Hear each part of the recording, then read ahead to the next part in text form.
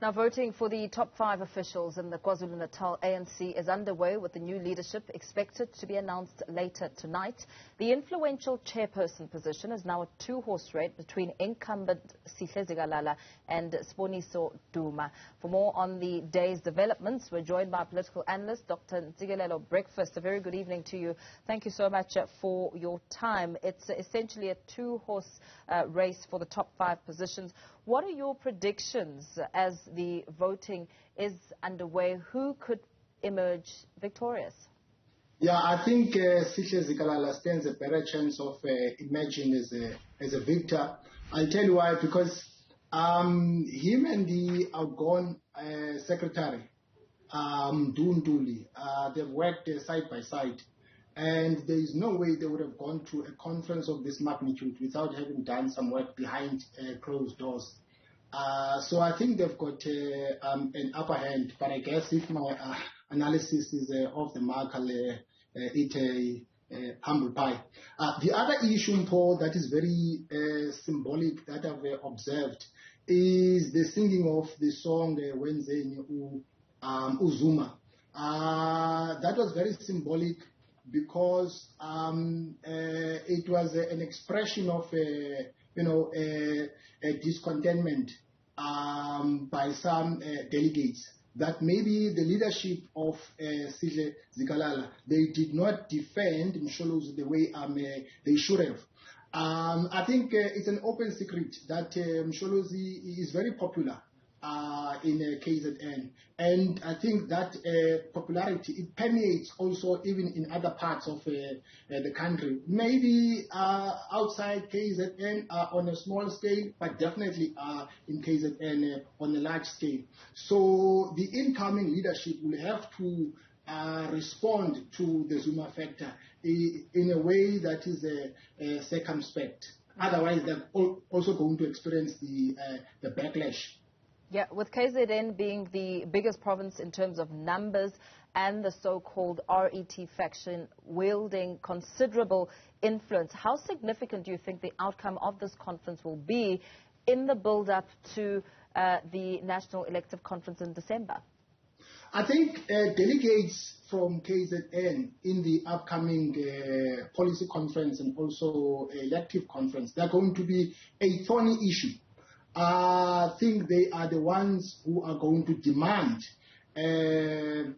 accountability from the national leadership of the ANC in terms of some of the resolutions that were made at Nazareth surrounding the issue of radical economic transformation in the light of nationalization of the commanding heights of the economy, in particular Reserve Bank, the rolling out of the land reform, and also, among other things, the issue of step aside, because some people are saying that there are double standards. So I think they are the ones that are going to lead the attack.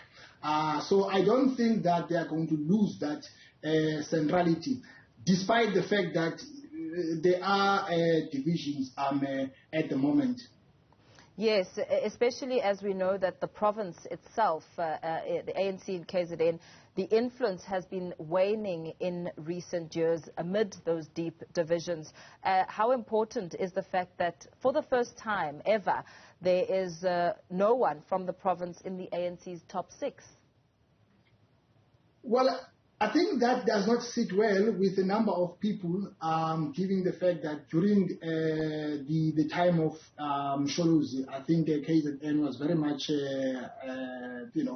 instrumental in some of the decisions that were made at HQ, and also there were a lot of, ministers that were from that part of the world.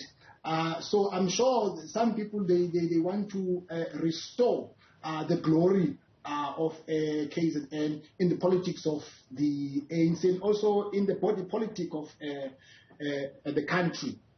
Yeah, we know that this is essentially a conference that will determine the political future of several leaders. You made mention of former Health Minister Dr. Zweli Mkhize, as well as others who are on his slate are gunning for him very strongly. How important, or what should we make of the push for Mkhize? Look, either way, whoever wins, I think is going to bounce back. You know, at some point when the outbreak of COVID-19 broke out, he was like a statesman.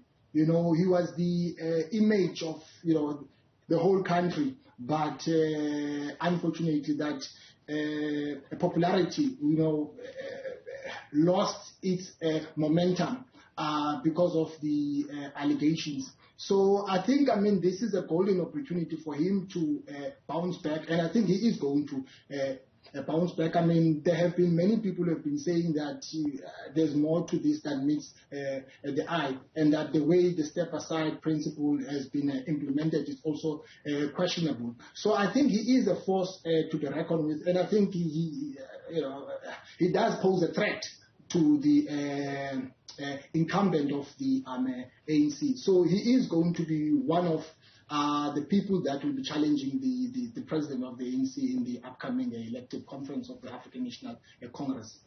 And with that, we are expecting ANC President Cyril Ramaphosa to deliver the closing note tomorrow, but it's still an expectation. We did hear confirmation of a possibility of him arriving. We heard ANC Treasurer General Paul Mashatile say that as far as he knows, at the time that he's speaking, the president is confirmed, but things can change. What will him not showing up translate to? Look, I think whether he's coming or not is everyone's guess. I think he's stuck between the rock and the hard place, because if he comes, I can bet my bottom dollar is going to be booed. Again, it will be, the issue of Msholus, that he's leading a political onslaught against him.